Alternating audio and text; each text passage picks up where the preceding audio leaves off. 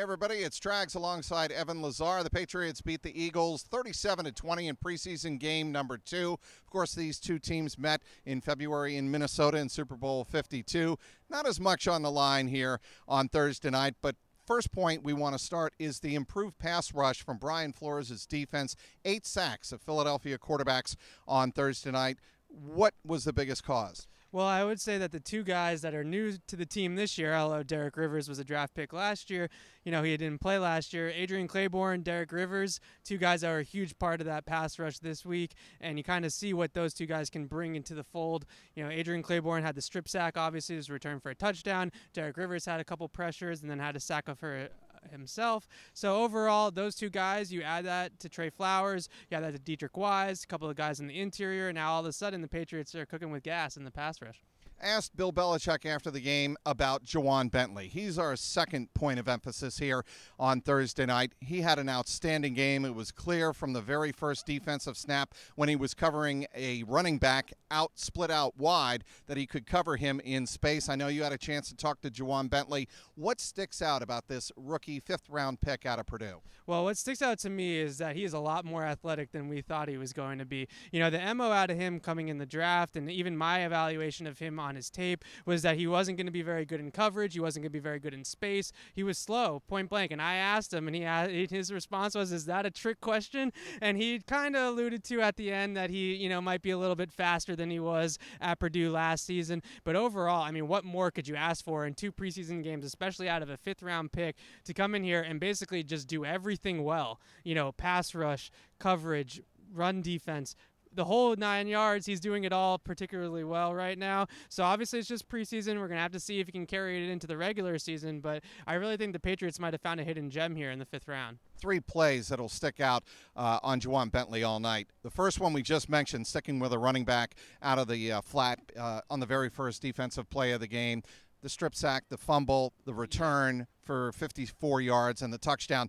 But I thought that the strip of Dallas Goedert in the end zone to break up a touchdown, huge. Yeah, he came back in that play. He kind of got beat a little bit to the outside, ended up catching up to the ball, being able to deflect it out of Dallas Goedert's hands. To see a guy that we thought was not going to be good in coverage cover a tight end who was drafted in the 2nd round, top pick for the Eagles this year, a lot of people's #1 tight end in the draft, who was a really good guy, especially in the passing game, to see Juwan Bentley be able to stick with him in the end zone, break up a pass, that is not something that any of us really thought that we were going to see out of Juwan Bentley. We knew he was going to be a thumper. We knew he was going to be good in run defense, but he really has shown that he's a good coverage guy as well so far.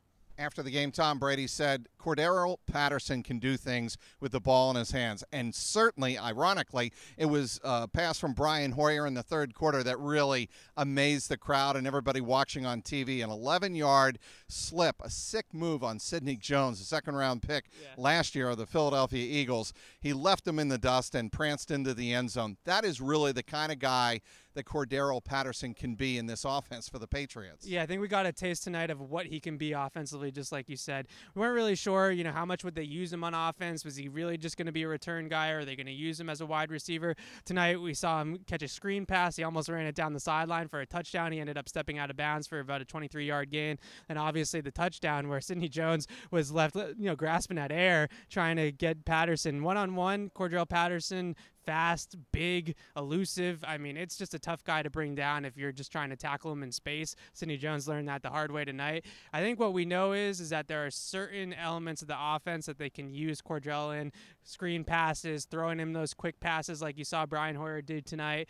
Maybe he's not the type of guy that's going to run 40, 50 routes downfield, every week, but you put him in 10, 15 plays and he breaks off a 25-yard gain. He breaks off an 11-yard touchdown in the red zone. That might be just enough to give them that little added element. Flip side of that, point number 4, Eric Decker. He is continuing to have his struggles with the Patriots offense. Had a bad drop over the middle on a perfect pass, again, from Brian Hoyer. But the cameras showed Tom Brady and Eric Decker really talking at length at the end of the game, and they seemed relaxed. What do you make of Eric Decker and his roster spot on the Patriots right now? It's interesting because Brady was also playing pass with him before the game, that was who he was warming up with a little bit, was Eric Decker. So you kind of see that him and Brady might be getting along, a little bit here. But at the same time, when you look at it on the field, what it looks like to me right now is that Eric Decker's just trying to figure out the playbook and figure out where he's supposed to be, and then the catching the ball is coming secondary to figuring out where he's supposed to be. So tonight he got in the right position on that third down play with Brian Hoyer, but then he had to finish the play by catching it, and it went right through his hands, maybe thinking a little bit too much. I don't know. As far as his roster spot goes, we were talking about this earlier, it's going to be really tough for him to make this roster. You have Patterson, Dorsett, Hogan, Edelman. You think those 4 guys are locks. You have Kenny Britt. You have the young guys, Barrios and McCarron. It's a pretty big logjam. A lot of people don't think there's a lot of talent, but it's still a lot of bodies. And I just don't know if Eric Decker, who's kind of late to the ball game here, and he's kind of looks like he's not picking up the offense too quickly necessarily, is going to be able to squeak in there right now. Coverage, cornerbacks. That's a problem. Point number 5, Keon Crossan. He had a rough night, especially in the first half. He gave up 50 yards in defensive pass interference penalties on Philadelphia's first touchdown. And there was Jason McCourty losing a receiver in the end zone all by himself on the touchdown. What do you make of the Patriots in coverage? Yeah, well, tonight was Keon Crossan and Jason McCourty's chance to kind of show that they could make this team and they can contribute on this team. And it was a pretty up and down night. For Keon Crossan, I'm just going to say it was flat out bad. I mean, he just really did not have a good game. 3 penalties, got beat a couple of other times that weren't penalties. He just got burned.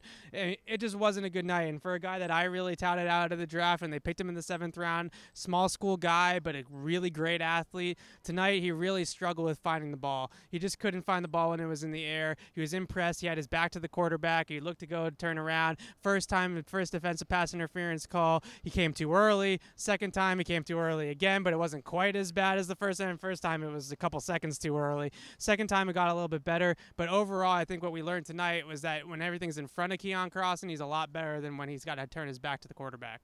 All right, that'll wrap it for the 5 from Foxboro. The Patriots beat the Eagles 37-20. Complete coverage on CLNSmedia.com. Follow us on Twitter @PatriotsCLNS. He's Evan Lazar. I'm Mike Petralia, CLNS Media.